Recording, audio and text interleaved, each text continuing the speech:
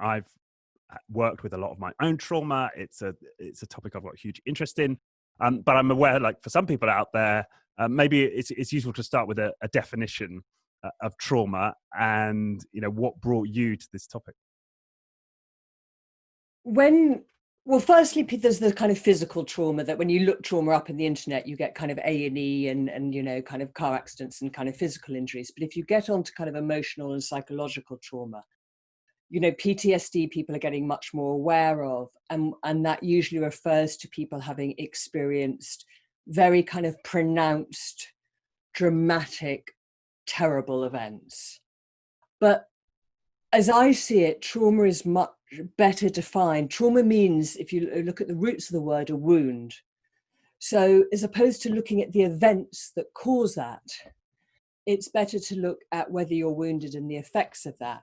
Because two people can experience the same events and they're not going to respond in the same way.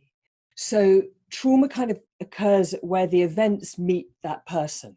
It's at the interface, and it's in the long-term impact. So many people have got events in their lives that are incredibly painful and that leave them with pain, with grief, with loss.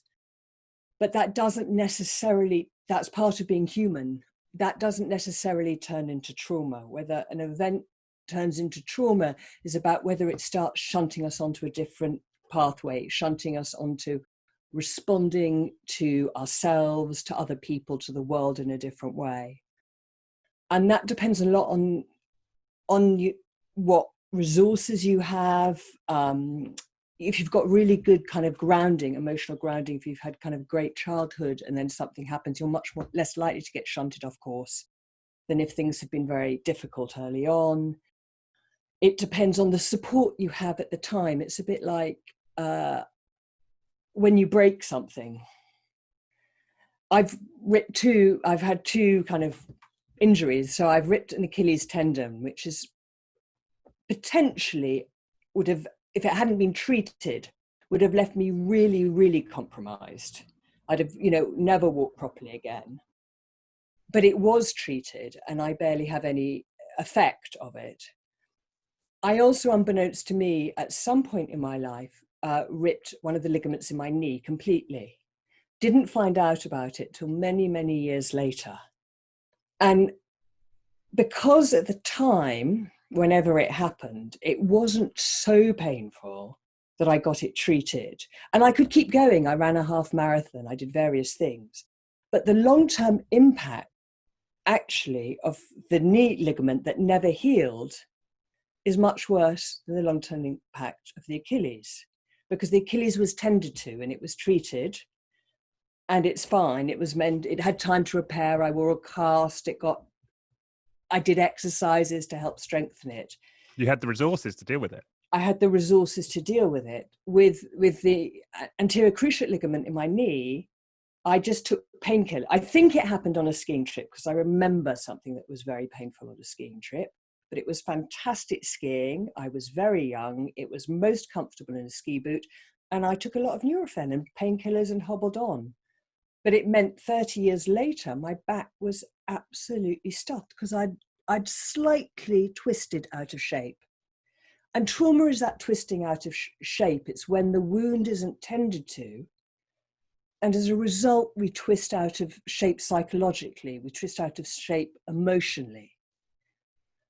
So trauma is in what happens to us. It's in the resources we have to meet it, and it's in what happens afterwards of how that injury is tended to afterwards. And so it's best defined really by its impact, by the impact on us rather than by the events. Right. The original events. Yeah. And so in your definition, it shunts us off course, or it sends us onto a different pathway, a different track. That defines it as a trauma.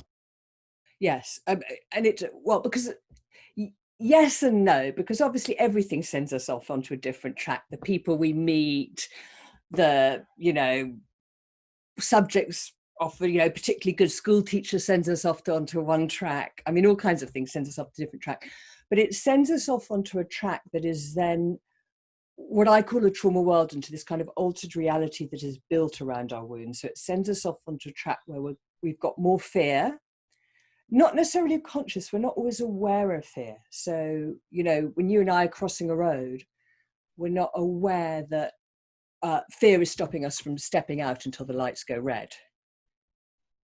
But fear is stopping us from stepping out until the lights go red, but it's not conscious. We're not, you know, it may be conscious if we kind of blindly step out and have forgotten, right? And cars then come, but most of the time it's just they're going, okay, you don't cross now, just wait, just cross. So there's a heightened level of fear to people, to situations, to the world. We usually disconnect from parts of ourselves. And we also develop shame and this kind of sense of being fundamentally inadequate. We may not even be conscious of that either. So I think it shunts us off to a different path, and everyone's path will be different, individual. We're all unique. But the path of trauma has these kind of three core kind of dynamics in it that then compromise our lives, compromise how we interact with other people, compromise how we interact with ourselves, compromise how we see the world around us, compromise kind of our emotional life and how alive and we feel. So that's how I would see it.